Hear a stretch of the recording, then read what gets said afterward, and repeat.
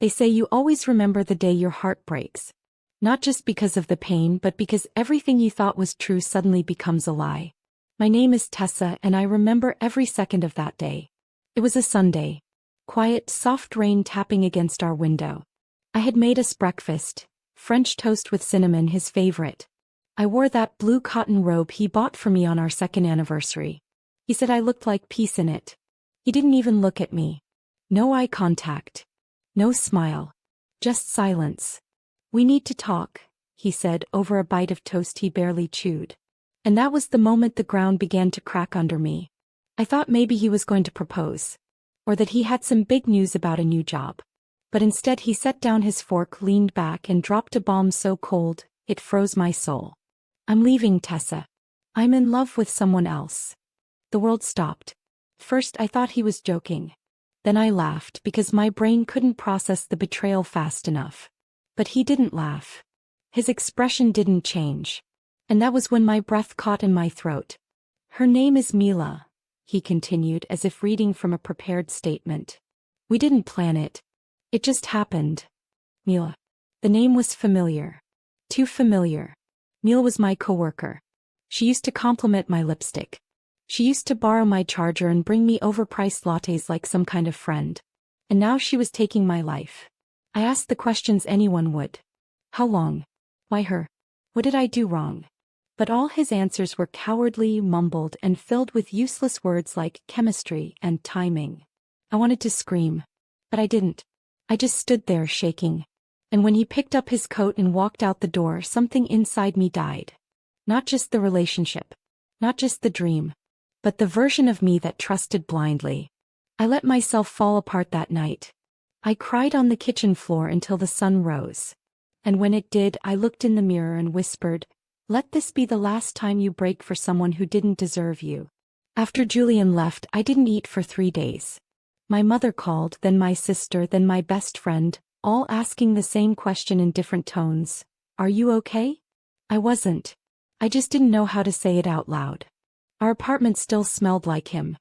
His cologne lingered in the hallway, his toothbrush still rested in the holder next to mine. He hadn't even taken his things. Just packed a weekend bag and walked out like we were roommates. Not lovers, not partners, not the two people who once whispered about baby names and backyard gardens under the moonlight. I stayed curled on the couch for hours, watching the wall, hoping it would swallow me. But walls don't offer closure. They only echo what you don't want to hear. He's gone. He left you. For her. Her name was Bianca. I had heard it before. Once in passing. Julian had mentioned her as a friend from college. Someone he occasionally saw for business lunches. But apparently those lunches had turned into secrets. And those secrets had turned into a plan. They looked like a magazine spread. Julian tall and composed, Bianca sleek and sharp. She had that kind of beauty that didn't try. It simply existed. I couldn't compete with that. Or so I believed then. What gutted me the most wasn't the betrayal. It was how easily I became invisible in his life. One moment I was his everything and the next I was nothing more than a chapter he skimmed through. 2 weeks after he left, I saw them on a blog.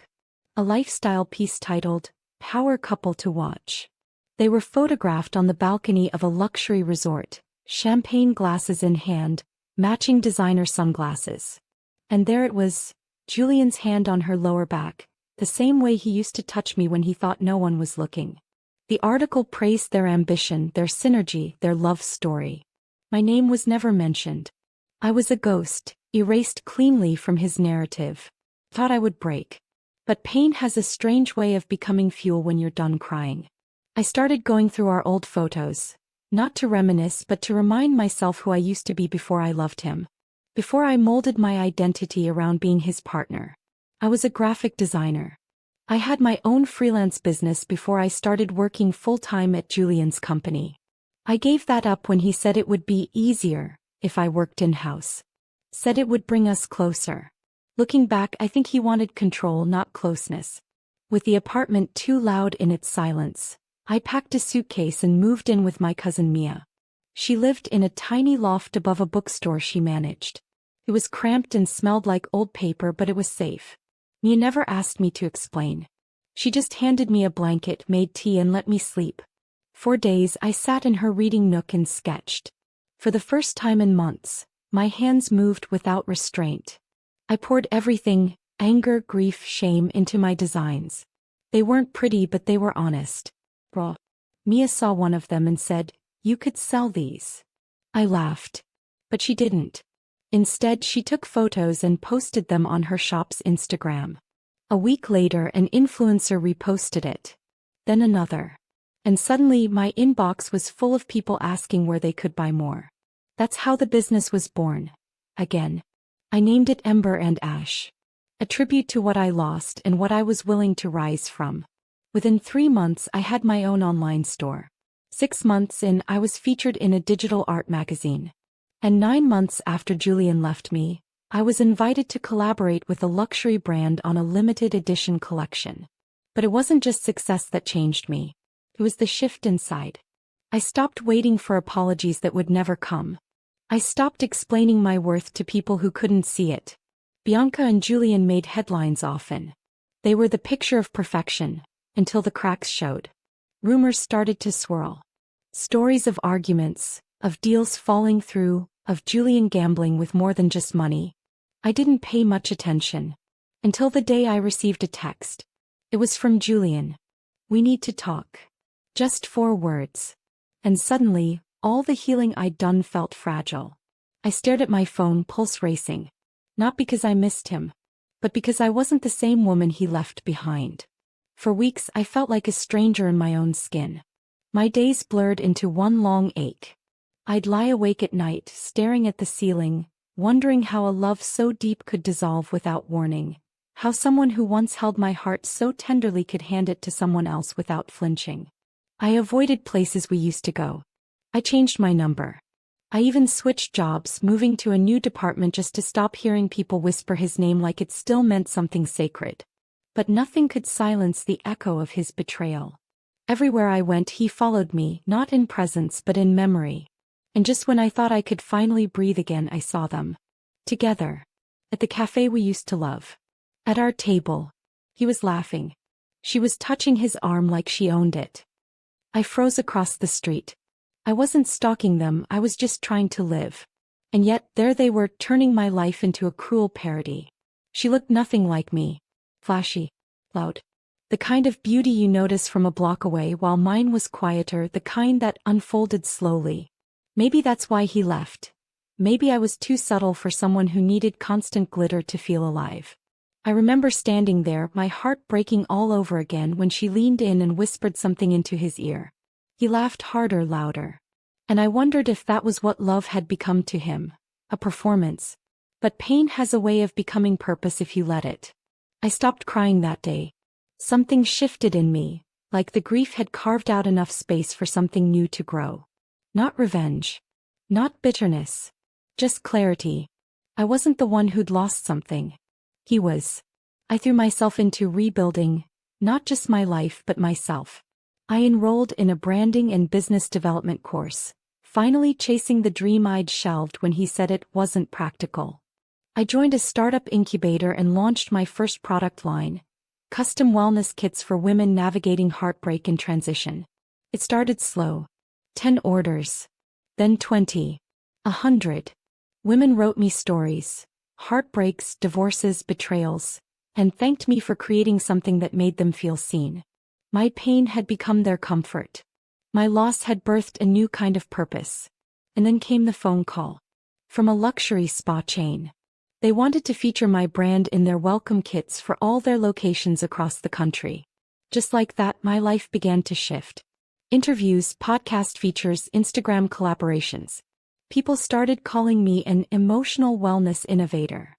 The same people who once said I was too soft, now praised my empathy as my greatest strength. Meanwhile, I heard whispers about him. He and Amber had moved in together. But it wasn't a fairy tale. He was burning through money. She was asking questions about his savings. About long-term plans. She didn't want love, she wanted leverage. And it was starting to show. A friend of a friend saw them at a party. She was complaining about how boring he was now that the chase was over. How she missed the excitement. How she had bigger plans. She never wanted him. She wanted what he could give her. I remember sitting on my apartment floor with a glass of wine, listening to the gossip spill from my phone like a strange kind of poetry. I should have felt smug. I should have felt vindicated. But all I felt was confirmation. He didn't choose better. He just chose louder. And now the volume was choking him. So I stayed in my lane. Focused on growth. On healing. On becoming the woman I used to look up to in my dreams. Until one evening I got a message. From him. Can we talk? When I saw his name flash on my screen, I froze. It had been months since we last spoke. Months since he shattered everything I believed about love. My thumb hovered over the screen for a long moment before I opened the message. Can we talk? Those 4 words felt like a whisper from a ghost. He didn't say, I'm sorry. He didn't ask how I was. Can we talk? I stared at it, my heart pounding harder than I wanted it to. I hated that part of me still responded to the echo of what we used to be. But I wasn't the same girl he left behind. I had rebuilt from ashes he never bothered to sweep up. I had grown in the space his absence created. So I responded with one word. Why? His reply came fast. I need to explain. Explain why he threw me away like I was nothing? Why he walked out of my life with someone who made a mockery of everything we built? Why he let her take my place so easily? I didn't need an explanation. But a part of me, maybe the part still craving closure, agreed to meet. We met at a small bar in Midtown. I arrived early, dressed in confidence and soft red lipstick. Not to impress him, but to remind myself that I was no longer the broken version of me that he had discarded. When he walked in, I almost didn't recognize him. He looked tired. Thinner. The spark in his eyes was dimmed, replaced with something bitter and restless. He smiled, awkward, forced, and sat down. Thanks for coming. I nodded, silent. I owe you an apology, he began. I raised a brow. You think? He winced. I know I messed up. I was stupid. Selfish. I crossed my arms. Keep going. He sighed. Amber left. I almost laughed. Oh. I said coolly. Didn't see that coming. He ran a hand through his hair, clearly unraveling. She said I wasn't ambitious enough. That I wasn't what she needed. She took money from our joint account and moved to LA, said I was a stepping stone. I didn't flinch. I didn't blink. Because it wasn't news, it was inevitable. She used me and I let her, he said. No, I said, voice calm but cutting. Used me. She just used you the way you taught her how. He went silent. You had someone who believed in you. Someone who saw the best in you. And you tossed her aside for someone who saw you as a ticket. His eyes dropped. I leaned in slightly. You didn't just hurt me, Nate. You underestimated me.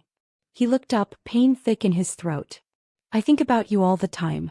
About what we had. You don't get to miss me now. I know, he whispered. The silence stretched between us. I didn't reach out to get back together, he finally said. I know that ship has sailed. I just wanted to say, I'm sorry. But it wasn't closure he was looking for. It was comfort. He wanted me to patch the hole she left behind. To fill the silence she abandoned. I stood up. Thank you for the apology, I said. But I don't need it. I built peace without it. He followed me outside. You're different now. I had to be. We stood under the awning, rain misting down from the night sky. I saw your interview, he said suddenly. The one about your wellness brand. You're everywhere now. I nodded. Funny how being discarded can sometimes be the best fertilizer. His lips twitched in a ghost of a smile. You deserve it all. I know. He reached out to hug me, but I stepped back. We're not friends, Nate. We're not anything. He nodded slowly. And then I walked away. Not because I was angry, but because I had already forgiven him. That's the part no one tells you about healing. It's not about forgetting. It's about remembering and choosing peace anyway. And peace looks like walking away when the apology finally comes. But too late to matter. After that night with Nate, I didn't look back. Not because it didn't hurt, but because I'd finally learned how to turn pain into purpose. He wasn't the villain in my story anymore. He was a chapter. A warning. A reminder of who I used to be, and who I would never be again. And while he faded into the past, I started building something that would define my future. It started small. An idea I scribbled in a journal one night after crying so hard I gave myself a headache. I'd written, "There has to be more than this heartbreak." And there was. There always is. You just have to dig deep enough to find it. My digging turned into Revive and Rise, a self-care brand centered on healing, empowerment, and wellness rituals for women rebuilding their lives after betrayal. I didn't launch it with fanfare. I started with handmade journals, custom essential oil blends, and late-night blog posts about reclaiming identity. But what I didn't expect was how many women would see themselves in my story. Emails began pouring in.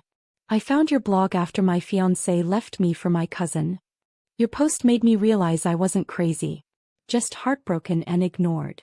You helped me remember who I was before he broke me." Every message fueled me. Every order gave me purpose. I stopped measuring my worth by who stayed. I started measuring it by who I was becoming. Then came the viral moment. One of my Instagram reels, just a voiceover of me reading a letter I'd written to my past self, hit 1 million views in 3 days. Then 5 million. Then 10. Women stitched it, shared it, cried over it. Caption read, "He left you, but he didn't take you with him."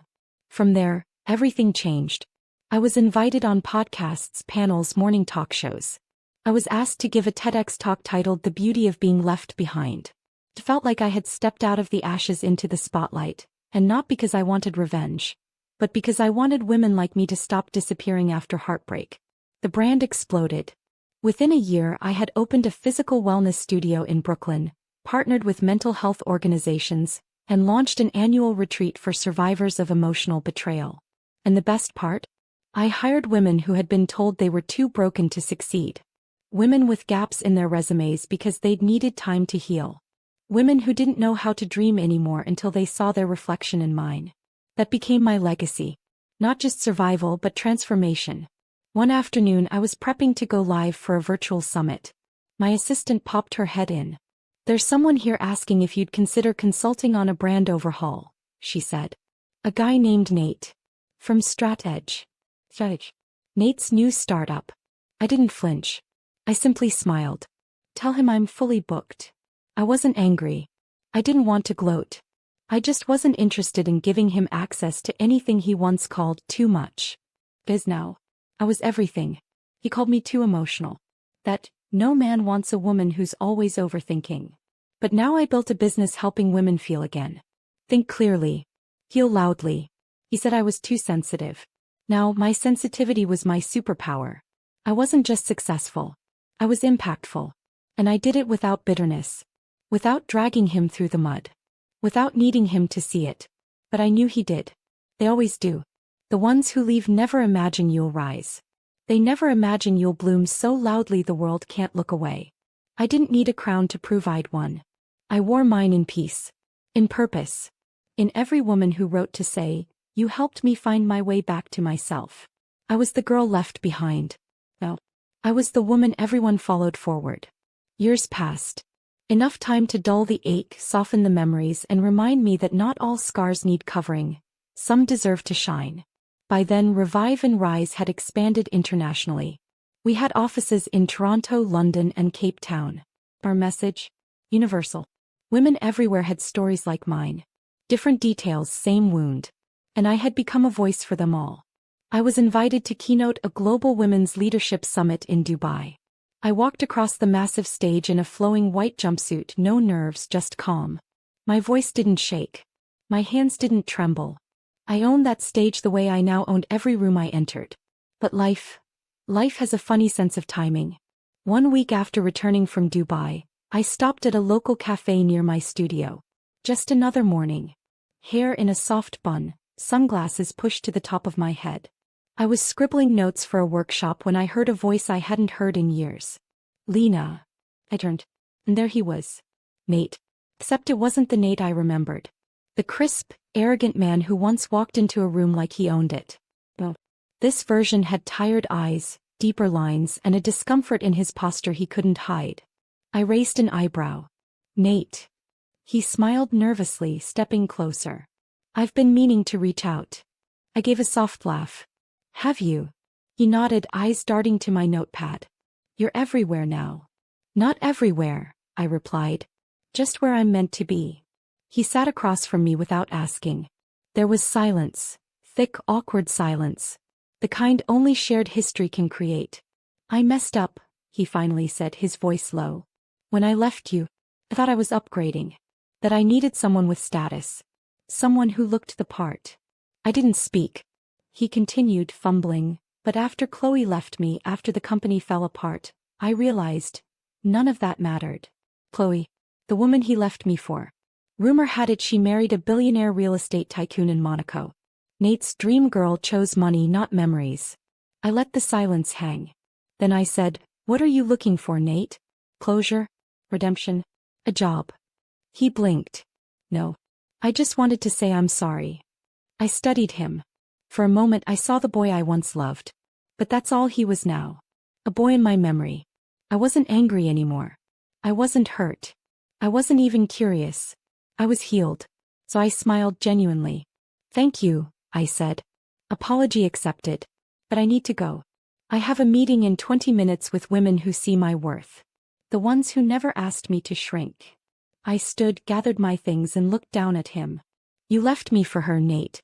And she left you for something shinier. But me. I stayed with me. I fought for me. And that's why I'm here." He nodded slowly, lips pressed together. I didn't need his sadness. I didn't need his apology. I had my peace. As I walked away, I realized something profound. Revenge doesn't always look like revenge. Sometimes it's just peace in a place where pain used to live. Sometimes it's building a life so whole, so rich that the ones who left don't recognize the woman you've become. I didn't wish Nate harm. I wished him healing. But I would never let him back into the world I built from the ruins he left behind. Because in the end, I wasn't his loss. He was mine. And I'd never trade what I found in that loss for anything. I became the woman he thought I could never be. Not because of him, but in spite of him. So to every woman who was left, who was unloved, who was replaced, let them leave. Let them laugh. Let them betray. Then rise. And when they look for you again, let them watch you shine from a distance. Because your glow was never meant to be dimmed for someone who couldn't see your fire. Like, comment, share. And don't forget to subscribe for more stories that remind every woman of her worth, even when the world forgets.